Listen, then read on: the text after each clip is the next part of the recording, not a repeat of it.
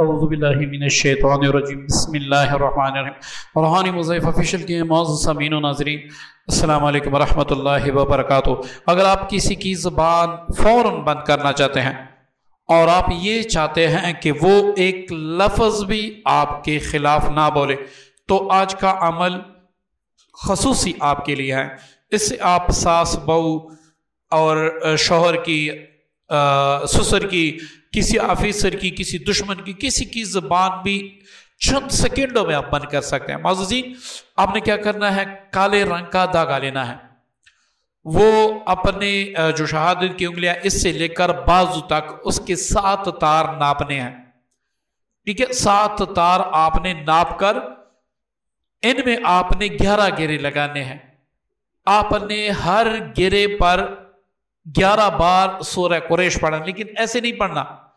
جب بھی سورہ قریش آپ آخر میں ختم کریں گے، فلاں بن فلاں یا اس شخص جس کی والدہ کا آپ کو نام کا پتہ نہ ہو تو اس کا عہدہ لے۔ جیسے کہ میں کسی آفیسر کی زبان، عدنان ڈسٹرکٹ آفیسر، اس کی زبان بند ہو جائے، ٹھیک ہے؟ آپ نے ایک گرا لگانے کے بعد مطلب اس کو آپ کسیں گے نہیں، اس کو ڈھیلا چھوڑ دیں گے۔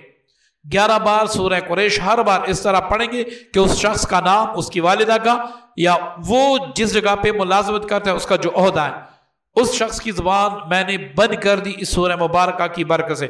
اس پر شف کر لیں اور اس کو ایک دم سے کھینچ لیں، ٹھیک ہے؟ ٹائٹ کر لیں۔ اسی طرح آپ نے 11 گرے لگا کر اس کو وزن کے نیچے رکھ دینا ہے۔